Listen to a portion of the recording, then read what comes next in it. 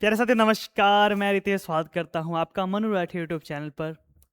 CTET जो part 1 होता है उसमें आपके ईवीएस की ये 2 नंबर की क्लास होने वाली है, जो कि हम लोग ये आपकी 10 मिनट शो की तरह करने वाले हैं कि 10 मिनट में हम लोग इंपॉर्टेंट आपके एनिमल्स का आज बात करेंगे। क्योंकि आपको पता है, आपको थंबनेल पर दिख गया होगा कि हम लोग महत्वपूर्ण आपके जो एनिमल्स हैं जहाँ से प्रश्न आपका सीटेट पूछता है। क्योंकि आपको पता है जो ईवीएस है वो थीम बेस्ड है, तो इसी में आपकी जीव जंतु थीम आती है हमारी, ठीक है। उसी में हम लोग पढ़ेंगे फैमिली एंड फ्रेंड्स में जीव जंतुओं के बारे में ना। तो आज हम लोग कुछ अपने एग्जाम ओरिएंटेड रिलेटेड कुछ एनिमल्स के बारे में पढ़ेंगे। जैसे कि मेरे पीछे एक आपको सुस्त सा जानवर की इमेज दिख रही है जिसका नाम स्लॉथ है, ठीक है। सीटेट का फेवरेट क्वेश्चन बनता है सर स्लॉथ के बारे में, ठीक। तो हम लोग शुरू करते हैं अपनी क्लास को। क्लास अच्छी लगे तो आप लाइक कर सकते हैं। स्लॉथ की बात करते हैं। ये हमें दिखता है भालू जैसा, लेकिन भालू है नहीं। पेड़ पर लटकता है, 17 घंटे सोता है। हाँ जी, 17 घंटे सोता है। सबसे स्लो एनिमल कहलाता है, सबसे स्लो एनिमल कहलाता है। शाकाहारी जीव है। कैसा जीव है बताओ? शाकाहारी जीव है। इसका जो लाइफ स्पैन है वो होता है 40 वर्ष। कितना है बताओ? लगभग 40 वर्ष। और एक खूबसूरत सी बात इसके बारे में ये है, नेचर की प्रकृति कितनी खूबसूरती देखिए। ये 40 वर्षों में केवल 8 पेड़ों पर जाता है, सिर्फ 8 पेड़ों पर रहता है। और उन्हीं 8 पेड़ों का क्या करता है? वो पत्तियां खाता है, ठीक है। उन्हीं 8 पेड़ों को क्या करता है? पत्तियां खाता है। 17 घंटे पेड़ पर लटक कर सोता है, मतलब ये निशाचर है, रात में घूमेगा, ठीक है। आया समझ? उसके बाद हम लोग बात कर सकते हैं, एक अच्छा गुड स्विमर है। उसके बाद हाथी मेरा साथी एक सामाजिक प्राणी है, एक सामाजिक प्राणी है। इसका आहार लगभग 100 किलो है। एक दिन में यह 100 किलो पत्ती और झाड़ियाँ खा जाता है, ठीक है। हाँ, गन्ना बहुत इसको पसंद है, ठीक। तो हाथी की बात करते हैं। इसका जो हमारा झुंड होता है हाथी का, उसको कहा जाता है हर्ड। क्या कहा जाता है? हर्ड कहा जाता है। और उस झुंड की नेतृत्व करता होती है जो मादा हाथी होती है, जो सबसे वृद्ध मादा हाथी होती है, वो झुंड की नेतृत्व करता होती है। और उस झुंड में केवल क्या होंगे बताओ? मादा और बच्चे। तो सर पुरुष कहाँ गए? पुरुष आपके एक समय के बाद जब बच्चे होते हैं वो 8 से 10 वर्ष के बीच में वो झुंड को त्याग देते हैं। और हाथी जाने जाते हैं किस लिए? हाथी जो होते हैं वो जंगल में रास्ता बनाने का कार्य करते हैं, ठीक है। ये केवल 2 से 4 घंटे सोते हैं, बहुत इनकी कम निद्रा है। पूछा जाता है प्रश्न आपसे। और इनको कीचड़ में खेलना बहुत पसंद है। पृथ्वी के ऊपर हमारे अगर बोलें स्थलमंडल पर सबसे जो बड़ा जीव है, सबसे भारी जीव है, वो कौन सा है आपका बताओ? हाथी है, ठीक है। इसके बाद हम लोग बात करते हैं अपने शेरू भैया का, मतलब कि टाइगर जी, ठीक है। टाइगर जो कि हमारे देश का क्या है बताओ? राष्ट्रीय जीव भी है, ठीक है। हमारा क्या है बताओ? नेशनल एनिमल भी है, ठीक है। इसके बारे में क्या चीज़? ये नाइट विजन है इसके पास। ये अंधेरे में 6 गुना बेहतर हम लोगों से देख सकता है, ठीक है। और क्या है सर जी? दहाड़ता है ना तो 3 किलोमीटर तक सुनाई देता है। एयर वाइब्रेशन, मतलब इसके मूछें पाई जाती हैं, है ना, क्योंकि बिल्ली की फैमिली से है, ठीक है। ये बड़ी बिल्ली है तो बिल्ली की फैमिली से होने के कारण इसके जो मूछें पाई जाती हैं वो एयर वाइब्रेशन से क्या करती हैं? कंपनों से क्या कर लेती हैं बताओ? हमें इसको छोटी छोटी हलचलें भी बता देती हैं, शिकार पकड़ने में सहायता करती हैं। इसकी हेयरिंग एबिलिटी बहुत अच्छी है, सुनने की क्षमता अच्छी है। ये अलग अलग दिशाओं से आसानी से घूम सकते हैं। इसके जो कान होते हैं और हल्की हल्की से आवाज़ सुन भी सकते हैं, ठीक है। यूनिक आइडेंटिटी होती है हर बाघ के। जो ये स्केल्स होते हैं ना, देखोगे, जो इनके अनोखी पहचान दिखाते हैं, यूनिक पैटर्न्स होते हैं इनके ऊपर। बाघ के शरीर पर जो धारियां हैं, जो स्ट्रिप्स है ना, वो अलग अलग प्रकार की होती हैं, ठीक है, पैटर्न्स में होती है। और जो बाघ होता है वो अपने टेरिटरी की मार्किंग कैसे करता है? मूत्र से, ठीक है। अपना यूरिनेशन करेगा और उससे वो अपने टेरिटरी की भी मार्किंग करेगा। और अगर कोई दूसरा बाघ उसके टेरिटरी में आ गया, उसके इलाके में आ गया, तो उसका भी वो गंध से पता लगा लेगा, ठीक है। इसके बाद हम लोग अगले एनिमल की बात करते हैं, जो कुत्ता है, जो फर्स्ट डोमेस्टिकेटेड एनिमल है, पहला पालतू जानवर भी है आपका हमारे में, ठीक है। तो कुत्ता जो है वो भी अपने क्षेत्र की पहचान मूत्र की गंध से करता है, ठीक है, मूत्र करके। उसके बाद बात करें कीन सेंस ऑफ स्मेल, इसकी सूंघने की क्षमता बहुत अधिक है। इस वजह से आप देखोगे रेस्क्यू ऑपरेशंस में, पुलिस में, आर्मी में आपको कुत्तों की भी भर्ती की जाती है। कुत्तों की जो सूंघने की क्षमता है वो बहुत अधिक तीव्र है, ठीक है। फिर हम लोग बात करते हैं अलर्टनेस। कुत्ता जो होता है सतर्क, बहुत सतर्क होता है। हल्की सी आहट पर भी ये जाग जाता है और घर की सुरक्षा के लिए कारगर रहता है। इस वजह से लोग कुत्ते को पालते हैं, ठीक है। और बच्चों में अगर बात की जाए ना, जो कुत्ता है वो मनुष्य का सबसे वफादार साथी माना जाता है। यह बच्चों और बड़ों दोनों में क्या करता है? भावनात्मक संबंध, ठीक है, किसका बताओ? इमोशनल बॉन्डिंग बनाने का कार्य करता है। बच्चों को प्रति बहुत वफादार होता है, ठीक है। अगले जानवर की हम लोग बात करें, जो कि आपका सिल्क वॉर्म है, ठीक है। क्या नाम है सर जी इसका? इसका है सिल्क वॉर्म, ठीक है। क्या है? सिल्क वॉर्म, ठीक है। रेशम कीट, ठीक। रेशम कीट का जो जीवन चक्र है, आपको पता चलेगा कि रेशम का जो कीड़ा है वो शहतूत, ठीक है, शहतूत के पेड़ पर पाया जाएगा। मलबेरी जो होती है ना, उसकी पत्तियां खाने का ये काम करते हैं, ठीक है। आया समझ? और ये इनके बारे में एक चीज़ बहुत अच्छी है कि अपनी जो मादा है, अपनी पार्टनर है, उसको किलोमीटर दूरों से भी ये उसकी गंध से पहचान लेते हैं और उसकी तरफ आकर्षित होते हैं। और ये सिल्क प्रोडक्शन का कार्य करते हैं, ठीक है। सिल्क प्रोडक्शन मतलब जो आपका रेशम होता है, जिसके आप कपड़े पहनते हो ना, तो रेशम के कीड़े के कोकून को ही आप क्या कह सकते हैं हम लोग उसको प्रोसेस करके किसको, रेशम को प्राप्त करते हैं। और रेशम की खेती या फिर रेशम के कीट से रेशम जो क्या किया जाता है, लिया जाता है, निकाला जाता है, उसे आप सेरीकल्चर कहते हैं। ठीक है, तो रेशम उत्पादन को सेरीकल्चर कहा जाता है। ये प्रश्न आपको देखने को मिलता है। ठीक है, और शहतूत के पत्ते खाना इसको बहुत ज़्यादा पसंद है। इसके बाद एक आपका छोटा सा प्यारा सा कीट जिसको हम लोग कहते हैं फ्रेंड्स फार्मर, जिसका नाम क्या है सर, जिसका नाम है अर्थवॉर्म, केचुआ। ठीक है, केचुआ की बात करने वाले हैं। ठीक, जिसको किसान का मित्र कहा जाता है, केचुआ। ठीक है, केचुआ जो होता है वो मिट्टी को रेस्पायर कराने में मदद करता है। क्या है बताओ, earthworm breathe through their skin, ये अपने स्किन से सांस लेता है और जो हमारी मिट्टी है, ठीक है, हमारी जो मृदा है उसको खोद कर उसे भुरभुरी छिद्रयुक्त और उपजाऊ बनाता है। ठीक है, जिससे आपकी जो मृदा है उसमें और सारी गैसेज जो हैं वो पहुंच सकें डीप तक। ठीक है, ऐसा समझ।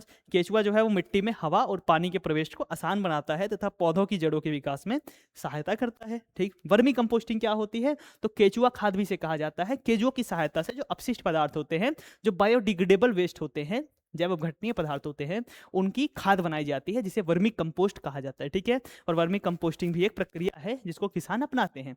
उसके बाद हमारे सीटेट में पूछा गया एक प्रश्न जो आपको पता भी है कि नाग, करैत, हमारा धुवैया और आपका सॉ स्केल्ड वाइपर। ठीक है, ये क्या है, ये किसकी प्रजाति है, तो आपको पता है सर, नाग तो सब लोग जानते हैं, कोबरा तो सांप होता है। ठीक है, तो ये आपके नाग हैं, भारत में पाए जाने वाले 4 आपके जहरीले सांप हैं। ठीक है, विषैले सांप हैं। और जो विष होता है, विष जो होता है, ये सांप कहाँ से विष निकालते हैं, तो इनकी जो जीभ होती है ना, इसे फैंग्स कहा जाता है। इनके बताओ, इनके 2 दांत होते हैं जो विषयुक्त क्या होते हैं, विषदंत होते हैं, खोखले से दांत होते हैं, जिन्हें फैंग्स कहा जाता है। ठीक है, वहीं से क्या करते हैं, विष शरीर में प्रवेश कराते हैं। ठीक है, सांप के काटने की जो सीरम होता है, दवा होता है, वो सांप के ही जहर से क्या होता है, बनता है। और एक चीज़ याद रखना कि जब सांप आपको काटेगा ना, कोई भी जीव आपको काटेगा, तो उसका जो एंटीडोट होता है, उसका जो सीरम होगा ना, वो आपको सरकारी स्वास्थ्य केंद्र पर मिलता है, आसानी से उपलब्ध हो जाता है। ठीक है, आया समझ। उसके बाद बात करते हैं, सांपों में आपको कान देखने को नहीं मिलते, है ना, सांपों में आपको कान देखने को नहीं मिलते, तो सांप सुनते कैसे हैं, तो इनकी हियरिंग एबिलिटी भी बहुत अच्छी है, कंपन को सुनते हैं। किसको सुनते हैं, कंपन को। इस वजह देखते हो ना,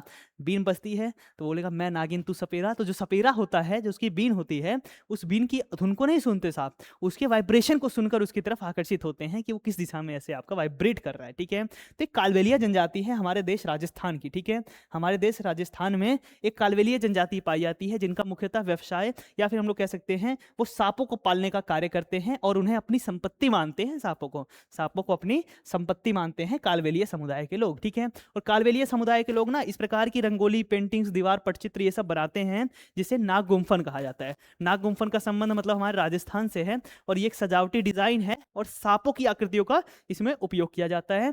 और कालबेलिया जनजाति इसको प्रयोग करती है, रंगोली बनाते हैं, डिजाइन बनाते हैं, कढ़ाइयाँ बनाते हैं। ठीक है, अभी आपके न्यूज में चल रहा था एक पेंगुइन था ना जो अलग जा रहा था, तो याद रखना कि पेंगुइन जो होता है ये सामाजिक प्राणी है। क्या है बताओ, सामाजिक प्राणी है, मतलब ये झुंड में रहने वाला प्राणी है। ठीक है, तो पेंगुइन एक पक्षी नहीं है, लेकिन पक्षी है पर ये उड़ नहीं सकता। ठीक, पेंगुइन एक पक्षी है पर ये उड़ नहीं सकता, तो ये क्या कर सकता है सर, ये तैर सकता है। क्या कर सकता है, बहुत अच्छे से उत्कृष्ट तैराक होते हैं और पानी में जा करके मछली पकड़ के भागे आते हैं। ठीक है, हाँ, जो आपको पेंगुइन है वो कहाँ आपको देखने को मिलेंगे, जो अंटार्कटिक रीजन है, जो आपका साउथ पोल है, अंटार्कटिक रीजन है, यहाँ पर आपको पेंगुइन्स देखने को मिलेंगे।